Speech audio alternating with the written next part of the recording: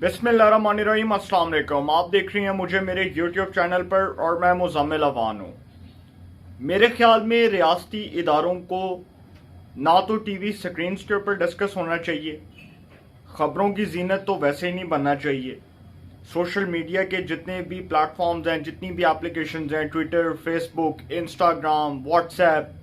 Google,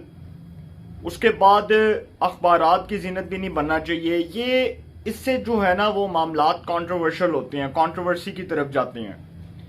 अब चूंकि market में खबर आ रही है और वो खबर बड़ी इंपॉर्टेंट है कि army chief general Qamar Javed Bajwa साहब को एक और एक्सटेंशन मिल सकती है। अब ये हुकूमत क्या सोचकर एक्सटेंशन देना चाहती है इसके ऊपर तो बाद में बात करेंगे, लेकिन इसके ऊपर दो किस्म की, आप कह सकते हैं कि दो किस्म के इसके ऊपर परसेप्शंस हैं। एक पाकिस्तान तहरीक इंसाफ क्या सोच रही है, और दूसरी जानिब जो पाकिस्तान की जो हुक्मरान जमातें हैं, जो तमाम इत्तेहादी जमातें हैं, वो इसके ऊपर क्या सोच रहे हैं। इसके ऊपर बात करनी है। ये मौजू जो है ये क्यों बहस की तरफ जा रहा है, इसके ऊपर भी बात करनी है। और फिर कुछ लोगों को 22 सितंबर के बाद का क्यों इंतजार है, इसके ऊपर भी बात करनी है। बड़ा इंपॉर्टेंट किस्म का जी आज टॉपिक है, और वो ये कि पीडीएम पाकिस्तान डेमोक्रेटिक मूवमेंट, जिसमें हुक्मरान इत्तेहाद की तमाम इत्तेहादी जमातें शामिल हैं, वो ये समझती हैं कि army chief general Qamar Javed Bajwa साहब को एक और एक्सटेंशन देने से हम अपना टेन्योर कंप्लीट कर सकते हैं, हमारी मुद्दत पूरी हो सकती है, हम बाआसानी हुकूमत कर सकते हैं। ये जो 1.5 साल का बकिया टेन्योर है, अगर इससे पहले हम कोई फैसला कर देते हैं कि नया आर्मी चीफ अपॉइंट कर दिया जाए तो चीज़ें अंडू हो जाएंगी। उसके बाद जो आईएमएफ के साथ जो मुज़ाकरात हो रहे हैं, उसके बाद जो हमारे स्ट्रेटेजिक रिलेशंस हैं, उस हवाले से army chief general Qamar Javed Bajwa साहब अपना एक बहुत इफेक्टिव किस्म का रोल प्ले कर रहे हैं, बड़ा कलीदी किस्म का किरदार अदा कर रहे हैं। फिर उनका जो हमसाया ममालिक के साथ जो उनके तल्लुकात हैं, जो वो पाकिस्तान के तल्लुकात को मुस्तहकम बनाने के लिए, मजबूत बनाने के लिए, उस हवाले से एक मजबूत हिकमत अमली को मुरतब करने के लिए जो वो प्लान तश्कील दे रहे हैं, हुकूमत ये सोचती है कि उनको एक और एक्सटेंशन दे दी जाए, 1 साल की मजीद एक्सटेंशन दे दी जाए, 1 साल उनका मजीद एक्सटेंड कर दिया जाए। चूँकि मैंने आपको पहले भी ये बताया था कि उनकी उम्र 61 साल है, 61 ईयर्स है, लिहाजा वो एक और टर्म के लिए क्वालिफाई कर सकती हैं। ये हुकूमती हलकों में सोचा जा रहा है। इस्लामाबाद के सियासी हलकों में अब ये बात ज़ेरे गर्दिश है कि army chief general Qamar Javed Bajwa साहब, अगर वो ये इस बात पर राजी हो जाते हैं कि जी उनको 1 साल के लिए मजीद उनके टेन्योर को एक्सटेंड कर दिया जाए, तो उसको एक्सटेंड कर दिया जाएगा। लेकिन इसमें हुकूमत अपने बेनिफिट्स को देख रही है, अपने फ़वाइद को देख रही है, अपने मकासद को देख रही है कि वो किन चीज़ों के अंदर कामयाब हो सकती है। सबसे पहली बात कि हुकूमत ये सोचती है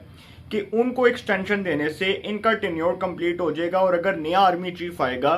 तो फिर हमारा चलना बहुत मुश्किल होगा। फिर हालात कैसे कंट्रोल होंगे, हालात को कैसे स्टेबल किया जाएगा, पॉलिटिकल जो पाकिस्तान में क्राइसिस जो ऑलरेडी पैदा हो चुका है वो मजीद पैदा होगा। और शायद फिर ये बात जिसको अभी तक बहुत तकवीत बख्शी जा रही है कि इंतखाबात वक्त से पहले हो जाएं, अगले साल जनवरी में, या माइट बी एक्सपेक्टेड फेब के अंदर हो जाएं, तो फिर ये इस बात को जो तकवीत बख्शी जा रही है, इसका मतलब कि मौक़िफ़ दुरुस्त साबित हो जाएगा। दूसरी जानिब जो पाकिस्तान तहरीक इंसाफ है, वो ये समझती है कि army chief general Qamar Javed Bajwa साहब को एक्सटेंशन नहीं देनी चाहिए और उनको खुद भी एक्सटेंशन नहीं लेनी चाहिए। उसकी बुनियादी वजह यह है कि इमरान खान साहब जो जलसों में खड़े होकर अभी तक आर्मी को क्रिटिसाइज कर रहे हैं, पाकिस्तान की मिलिट्री इस्टेब्लिशमेंट के ऊपर हमले कर रहे हैं, और मुतअद्दिद बार वो ये बात कर चुकी हैं कि मेरी हुकूमत को गिराने में एक रजीम थी, और उस रजीम का बाकायदा तौर पर वो जिसका नाम लेकर करते हैं, इशारतन बात करते हैं कि जी वो उसका हिस्सा थे, तो वो पाकिस्तान की मिलिट्री इस्टेब्लिशमेंट को टारगेट करते हैं। और वो ये समझते हैं कि अगर मेरी रातों रात हुकूमत का खात्मा हुआ, उसको तब्दील किया गया, तो इसमें वो न्यूट्रल्स का हाथ है, और वो फौज के लोगों को न्यूट्रल्स कहकर मुखातिब करते हैं, इशारतन बात करते हैं इमरान खान साहब। फिर दूसरी जानिब उनका ये भी मौक़िफ़ है कि अगर army chief general Qamar Javed Bajwa साहब को एक्सटेंशन मिल जाती है, तो इस हवाले से उन्होंने जो कुछ दिन पहले अपने एक जलसे में खड़े होकर कहा कि जी मेरे पास एक टेप मौजूद है और उस टेप को मैंने रिकॉर्ड करवा दिया है और उसमें उन 4 शख्सियात के नाम हैं जिन्होंने पाकिस्तान में मेरी हुकूमत का खात्मा किया, अमेरिका की रिजीम के तहत पाकिस्तान में मेरी हुकूमत को गिराने की साजिश की, अमेरिका की रिजीम के तहत पाकिस्तान में अपने मनपसंद करप्ट किस्म के हुक्मरानों को इस मुल्क के ऊपर मुसल्लत किया। तो वो ये इल्ज़ामात लगा रहे हैं पाकिस्तान की मिलिट्री इस्टेब्लिशमेंट के ऊपर, जबकि हुकूमत अपना ये मौक़िफ़ जो है वो सामने रख रही है कि चीज़ें अंडू हो जाएंगी, एक नया आर्मी चीफ आएगा। तो उस हवाले से फिर जो IMF के साथ जो मुज़ाकरात हो रहे हैं और फिर जो हमारे जो स्ट्रेटेजिक रिलेशंस हैं बिलखसूस अमेरिका के साथ, चाइना के साथ, उसके बाद सऊदी अरब के साथ जो हमारे दीगर मामलात हैं, उसके अंदर जी आर्मी चीफ कमर जावेद बाजवा साहब एक बड़ा इफेक्टिव किस्म का रोल प्ले कर रहे हैं। तो उनको तब्दील करना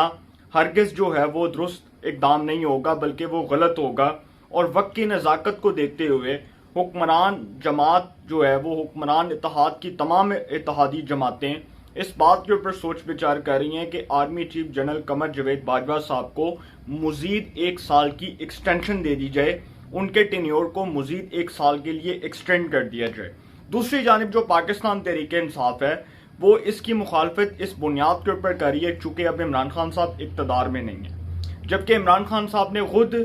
army chief general Qamar Javed Bajwa साहब को 3 साल की तौसीह दी थी।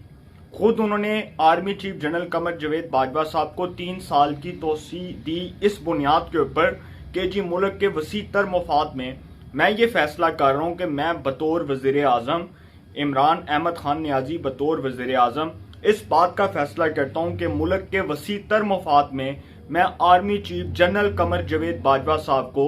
मज़ीद 3 साल की तौसीह दे रहा हूँ। ये इमरान खान साहब ने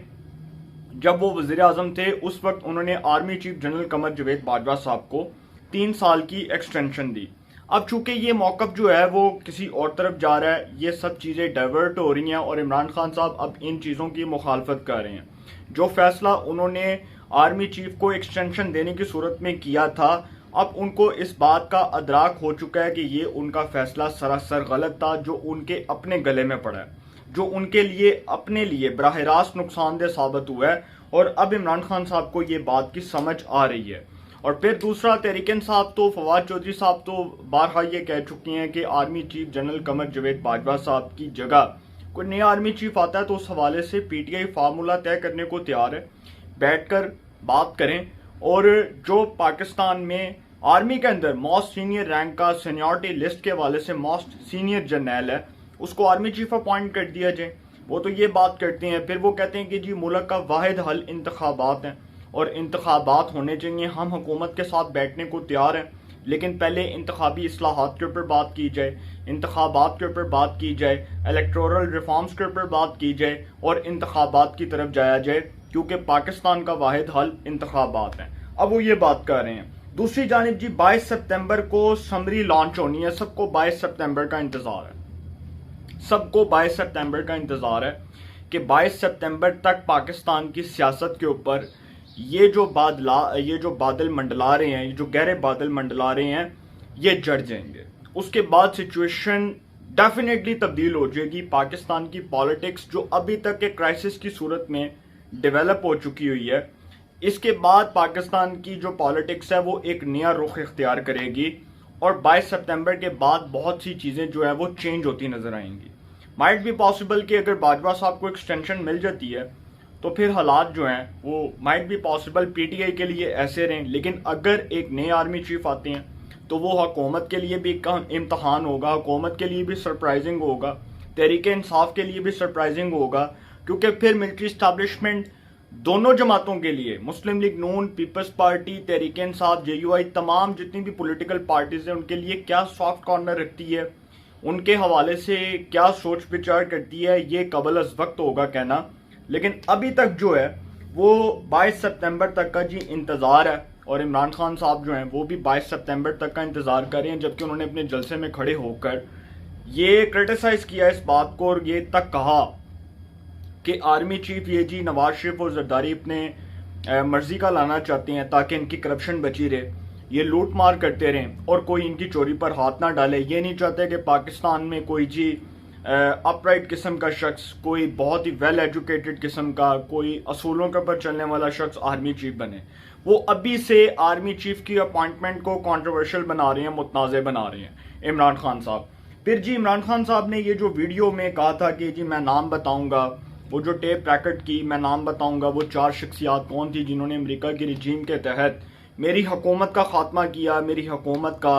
दड़न तख्ता हुआ, रातों रात मेरी हुकूमत को तब्दील कर दिया गया। मैं बताऊंगा उन लोगों के नाम, उन शख्सियात के नाम, मैंने उन चार शख्सियात के नाम मैंने उस टेप के अंदर रिकॉर्ड करवाए हुए हैं और मैं वक्त आने पर उनके नाम बताऊंगा। अभी तक उन्होंने उनके नाम नहीं बताए, लेकिन मुझे पता है वो 4 शख्सियात कौन है। मैं भी नहीं बताऊंगा, वक्त आने से पहले मैं आपको ज़रूर बताऊंगा कि इमरान खान साहब बराह रास्त किसके ऊपर अटैक कर रहे हैं और वो किसके ऊपर प्रेशर डेवलप करना चाहते हैं। लेकिन यहाँ पर जी इमरान खान साहब अब जो ये नैरेटिव इस्टेब्लिश करने की कोशिश कर रहे हैं, नैरेटिव बिल्डअप करने की कोशिश कर रहे हैं, वो ये कि अगर आर्मी चीफ को एक्सटेंशन मिल जाती है तो फिर मैं ये बात करूंगा, देखो जी मेरे साथ तो साजिश हुई, अमेरिका की रिजीम थी, मेरी हुकूमत को रातों रात तब्दील कर दिया गया और यह हुकूमत इसलिए एक्सटेंशन दे रही है कि इमरान खान जी बड़ा ख़तरनाक था। इमरान खान दोबारा इक़्तिदार में आ रहा था, 2 तिहाई अक्सरियत से आ रहा था, 2/3 मेजॉरिटी से आने लगा था, तो मुझे उठा के इन्होंने बाहर फेंक दिया। फिर इमरान खान साहब ये नैरेटिव इस्टेब्लिश करेंगे। लेकिन मैं आखिर में ये बात करूँ कि एक्सटेंशन मिलती है या नहीं मिलती, या नया आर्मी चीफ आता है, ये सब कबल अज़ वक्त है। लेकिन खुदारा पाकिस्तान के रियासती इदारों को, पाकिस्तान की मिलिट्री इस्टेब्लिशमेंट को टीवी स्क्रीन के ऊपर डिस्कस ना करें, टीवी स्क्रीन के ऊपर बिल्कुल उसको डिस्कस ना करें, ना अखबारों के अंदर उसके हवाले से को हाईलाइट करें, ना अखबारों के अंदर उस हवाले से को खबर आए। सोशल मीडिया के ऊपर मुकम्मल तौर पर इन चीज़ों का बाइकआउट आना चाहिए, सोशल मीडिया की ऐप्स के ऊपर बाइकआउट आना चाहिए, और जो हमारे रिटायर्ड दफाई तज्जिया निगार हैं उनको भी टीवी स्क्रीन के ऊपर नहीं आना चाहिए। मैं समझता हूँ कि अगर army chief general Qamar Javed Bajwa, जो हमारे लिए बहुत काबिल एहतराम है, मेरे लिए मेरी पाक फौज बहुत काबिल एहतराम है, उसका दिल से एहतराम करता हूँ, दिल से इज्जत करता हूँ, दिल से उसके वकार को बुलंद करना चाहता हूँ, लेकिन अगर आर्मी को बतौर इंस्टीट्यूशन टीवी स्क्रीन के ऊपर डिस्कस किया जाएगा, उसको कंट्रोवर्शियल बनाने की कोशिश की जाएगी, तो सर ये फिर हरगिज़ ठीक नहीं होगा। इसके बड़े संगीन कॉन्सिक्वेंसेज होंगे, बड़े संगीन नताइज होंगे। और दूसरी बात कि आर्मी को टीवी स्क्रीन के ऊपर इसलिए भी डिस्कस ना करें कि आर्मी हमारा काबिल एहतराम इदारा, हमारा फ़ख्र है। पाकिस्तान की आर्मी को कंट्रोवर्शियल ना बनाएं। हमें नहीं चाहिए कि हम ऐसे इदारे को तनकीद की जद में लाएं। और आखिरी बात ये करूँगा कि जो पाकिस्तान की आर्मी है, इस हवाले से